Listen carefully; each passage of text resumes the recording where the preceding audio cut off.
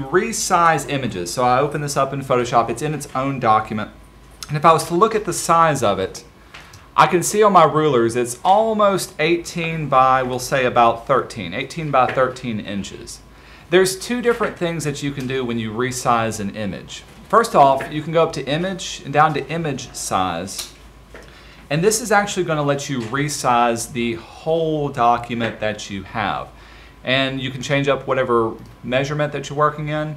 You can tell it to resample or to change up the resolution of it. If you don't do that, the resolution, it'll keep the same number of pixels. So if I was to say, instead of make it 17 by 13, if I wanted to drop it down to an 8, it automatically links up the height and width and keeps everything proportional. It also changes the resolution and increases it in this case. If I was to say OK to this now, the image looks exactly the same, but check out my rulers at the top. It actually did resize it and made it a little bit higher resolution for printing. The downside is it's a much smaller image. I'll undo what I just did. Let me show you the other thing to do.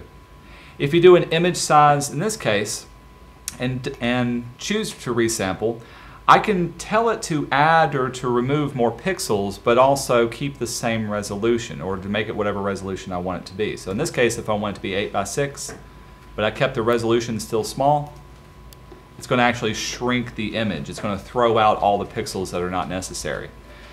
The downside to doing this, since it's a small picture and a small resolution, when I start zooming in, you can start seeing the image lose a lot of its quality. So you always want to keep an image at least as large as possible, whether a high resolution or a high size of it, height and width of it as well. The second thing you can do is to actually change the size of the document that you're working on. Now if I'm working on an 18 by 14 or 13 size area and I need to make this a larger document size, but I don't want to change the size of my image, this is where you go to image and choose your canvas size. I'll use document or artboard or canvas kind of interchangeably, but Photoshop calls it the canvas size, and this is where I can give it a lot more area to work in. Pay attention, however, to the height and width and also your relative anchor points. The background color we can change up as well from here. But if I wanted more area to work in, let's say I wanted to work in a 20 by do 15 area, add roughly 2 inches to the overall size, and I say OK, it makes it larger. The image stays the same, but I've got a lot more room to work with. I'll undo what I did. Go back to canvas size. If you need to shrink it in, if you just need less area, let's say I wanted to work on an 8 by 10 area, and say OK to that. It'll give me a warning saying, hey, are you sure you want to do this? It's going to clip off your canvas size. If I proceed, this is what it will look like. Remember, in Photoshop, you can't work out in the little gray area. Everything has to stay within your artboard that you're working with. The final thing about changing the canvas size, let me undo what I did, is the relative option. Whenever I change the height and width of it, if I choose relative, this is where I can tell it specifically how much I want to add on to this area. So if I know I want the width to add, say, 5 inches to it, and the height I want to add another 10 inches. I can also change up my anchor points. Rather than adding 5 inches, in this case, to the overall area, got a squeaky one, I can say add 5 inches or 10 inches to the sides of it by changing the relative point. In this case, if I chose the upper left-hand corner, we added 5 inches, it'll push the canvas out on the right and bottom side. Say OK. That's where we got it from there. Pretty cool? I know I went really quick through that, but is that any questions on how to handle that? Changing up your canvas sizes, usually you set it up the way you want it to be, but in case you ever needed to redo it. For me personally, I like to use the crop tool to do this. Using the crop tool will let me see exactly the area that I'm working in, and I can change it up and use those pixels exactly what I need. Just make sure delete cropped pixels is not turned on, because the next time you go to crop it, those pixels are actually going to go away and you've got nothing to work with. It'll give you a transparent background in the background. Okay, here's the most difficult part of this particular project. Let's go back to normal mode. Oh, come on. There we go. It's working with the vector tools to cut out the different shapes for, in this case, for the hot rod itself. In Photoshop, now Photoshop is pixel based, it's rasterized images, but you can draw vector lines into it. The thing about it is, eventually those vector points and lines have got to be turned into pixels at some point. And there's a specific set of tools that you can work with. All of the tools are located towards the lower part of your toolbox. There's the pen tool, works almost exactly the same way as we did in Illustrator. There's some also different kinds of pen tools. There's even your conversion point and a free drawing pen tool. The type tool is also a vector tool as well. Remember, type is a form of vector objects. You've got some pre-made shapes that you can work with, and you also have some vector selection tools. One of the stumbling blocks when working with vectors is knowing which of the selection tools to use. If I use the black arrow here, it's going to be different from the move tool that also looks like a black arrow up there. So very often, if you're working just with vectors, make sure you got your path, direct or regular selection tools selected. Okay, so let's work with just our regular rectangle tool. I've got my rectangle. We'll zoom in so we can see what I'm working with. As you would expect, you can click and drag and create whatever shape that you want. Now, when I created that shape, a couple of things appear. First off, my properties box popped open. Because I'm working with what's called a live shape, in other words, a shape that's easy to manipulate and control, it's going to give me some specific properties that I can change. Also, I'm working in shape mode. Pay attention to what's up here. You've got 3 different modes to work in. I'm going to keep it for shape for now. We'll look at the other ones in just a second. But I can do things like change up my color of my fill. I can give it a stroke color. I can change up the style of the stroke. Pretty much anything that I want to do to this vector shape, I can do it within this properties box. Since it's a live shape, I can also do things like control the radius of the corners and round them off or not. If I link them up, I can get all of them to be exactly the same. Oh, come on. There we go. Now I can round off those corners as well. However, if I start manipulating this vector shape, let's say I chose my direct selection tool, clicked on this little corner edge, and I moved it in. It's going to give me a warning saying, uh-oh, you've changed up from a traditional rectangle or a square. It's going to turn it into a regular path. And when I say okay to that, I'm going to lose a lot of my options over here. Just be aware of that. If you make some changes, it's going to change up your properties palette. I'll undo that. The other thing is, check out my layers palette. Whenever I make a new shape, it's going to add another layer to the palette that I'm working on. So every time I make a rectangle, it's adding a rectangle to my layers that I work on. If I wanted to move around that rectangle, I can use my regular move tool and just make sure you got the right layers selected. But if I wanted to add on to my selection and change things around, I need to work in a different mode. Let's get rid of these other rectangles. Let's work back with this one. So I've got this rectangle selected. I'll choose my rectangle tool again. The second options to pay attention to are found right up in here. By default, you're working in, there we go, new layer mode, which means every time I make a new rectangle, it'll make a new layer to work with. But if I wanted to add on to this rectangle and combine it with other shapes, I can, or subtract away from it, I can use some of these other type of things. So combine shapes, with this selected, pay attention to what happens to my layers now. I'm going to click and drag. It doesn't add a new layer, instead it combines to the layer, the shape that's on the layer that you're working on. And as long as I click and drag, I'm working in an additive mode, you can see it will add on and keep that shape. Even if I try to, why did that happen? There we go. Even if I try to change up the color of one shape, and you can move these shapes around. Let's use our path selection tool. I can click on one shape and actually reposition it and remove it to another area. Hey, that's not supposed to be changing. That's a little glitch that's happening. We won't worry about that. Let's turn it off. But you can add on and move your shapes around and still work within the layer that we're working in. If I was to work in subtraction mode, as the name would suggest, I can click on an area and it will actually cut it away. Oops. Try again. Subtract mode.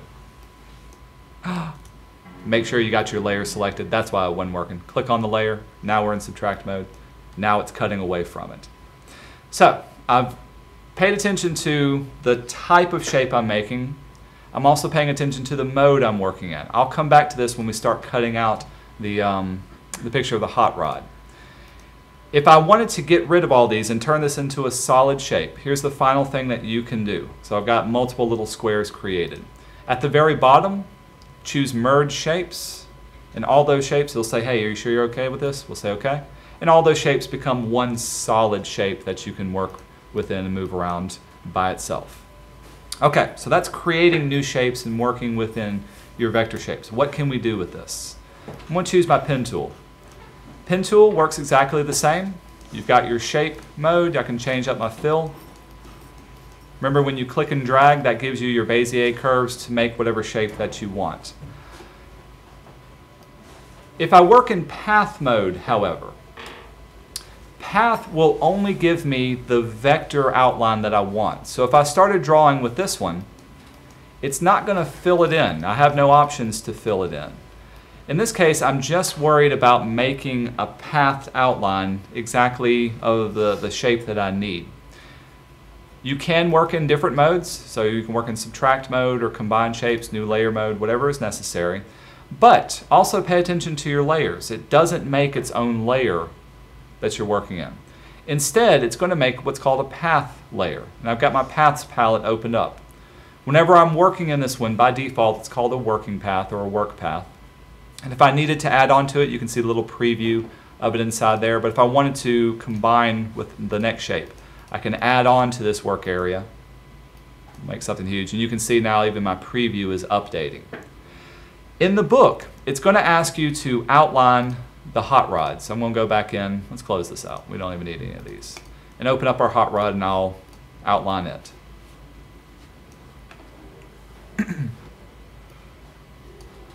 Convert that to a regular outline shape. Keep my properties over here. To do the outline in the book, it's going to ask you to use the freehand pen tool. As the name would suggest, you can quickly and easily draw off and freehand draw on here. There is one option it's going to ask you to turn on. It's magnetic selection. If I turned it off, I can just click and drag and draw however I want, not necessarily what I want. What we want to do is, with magnet turned on, remember when I showed you the magnetic lasso? What does this do? How does it pick up the edge? How did you describe that? Do y'all remember this? It's looking for the differences between edges. So if I was to zoom in and actually see it, I'm going to choose my pen tool, got magnet turned on, you can see the little magnet beside it. It's looking for a contrast between the light pixels and dark pixels. So to make a selection, I can click once, I'm not holding down my mouse now, and just drag it. And very, very quickly it's noticing the edges between these two. And I can click and drag along this edge. If you reach a kind of a bottom point, like I'm running out of space here, I know I need to move it in. Here's a keyboard shortcut to remember. Hold down your space bar. Gives me my hand, and I can drag it back into place. When I let go, I'm back to my tool. But very, very quickly, I can do a precise kind of drawing. Eventually, it will start to mess up. I'm going to go a little bit quicker here. Let's go down, get the pipe here, hold down my space bar. It's actually doing a pretty good job. Every once in a while, if you click, you can add its own point. You can back up. Now, if I do it and I get off, let's say I'm off right here. Uh-oh, way too off. I'm going to back up as much as possible. Well, it automatically added a point. If you outline this and it gets off by a little bit, totally fine. Don't think you can go back. You can't go back and erase away points. Just keep moving forward. And later on, we'll go back and clean it up. So I'm moving along. I'm trying to, there we go. See, it's getting off by a little bit. I can back up some. I can click once and add a point. And that way I know it'll get in there. But if it's off by a little bit, totally okay. I'm just following my mouse along that edge, telling it to look right where it needs to be. There's a corner. Usually at a corner, I'll click and add a point. Otherwise, I don't have to hold down my mouse at all.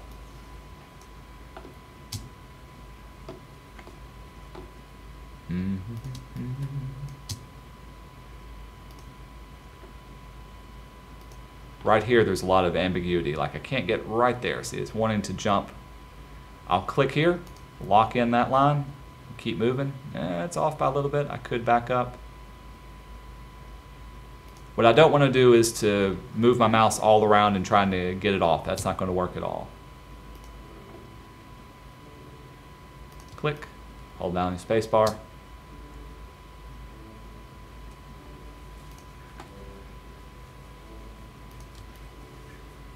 As with Illustrator, you've got your direct selection tool, so I can use that to clean up some of the individual points.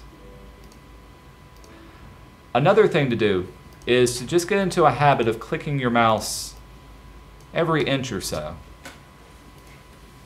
That'll lock in a good line point. I like that there's a dude staring at the camera. You gotta cut him out. Getting back to our original point, when it does, get a little circle that'll close off my path. And perfect, I got my path all the way around. This may take a little bit of practice, and out of purpose, I didn't get the wheels on here. Let me show you how to clean this up.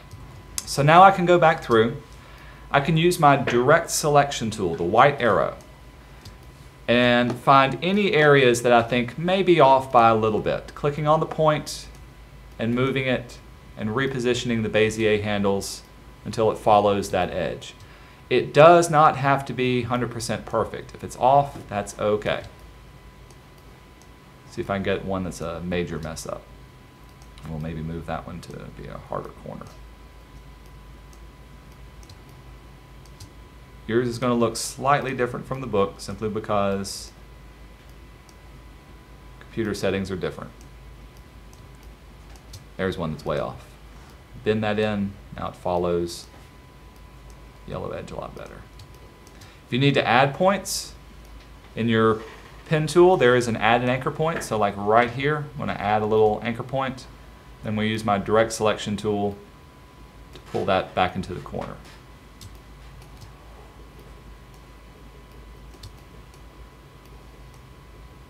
Going along, going along.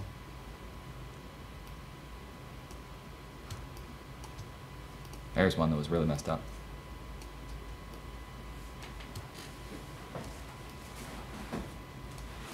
Okay, not too bad. We'll call that good.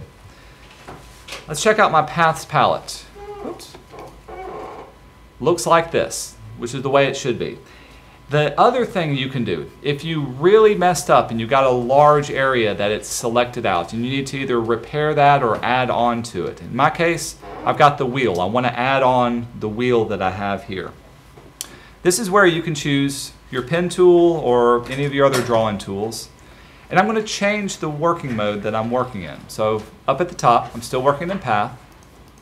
We're going to combine the shape. What I want to do is I want to combine and add on the shape of my wheel. I'm going to click out in this area and then drag in to start making my selection. I'm going to go really quick to do this. And then encircle it a lot more. So notice that it's overlapping a lot more than is necessary. So to add on to these two, I can go back up to my shape and combine and merge the components. So these 2 points will be merged together. I can then go back and clean up the edges if necessary. Take your time with doing this. It does take a little bit of practice, but that right there is good enough. Here's a common problem that tends to happen. If I grab my tool and I wasn't working in combined shapes mode, if I had subtract from front mode and I started making the selection of the back wheel, again, we're overlapping the area as much as possible. Watch what happens when I go to try to combine these 2 shapes in my working path. Aha! It didn't combine it, it actually cut away from that area. The reason why was because this one was working in the subtract mode. If that happens, if for some reason yours isn't combining properly, Here's the easy way to make the change. You don't have to redraw it. Simply select the path that you're working on, in this case one here, and change it to Combine Shapes mode. Now when you go to merge the two, works out beautifully. All cool? If you have any major other problems, you can go in, cut and paste, or cut and redraw those areas and fix them with that way. Here's what we can do with the path that once it's created. I've got a working path, and I want to be able to cut out the background that's from here. In the last project, we used a layer mask. What was the purpose of a layer mask? Why don't we just delete away the pixels?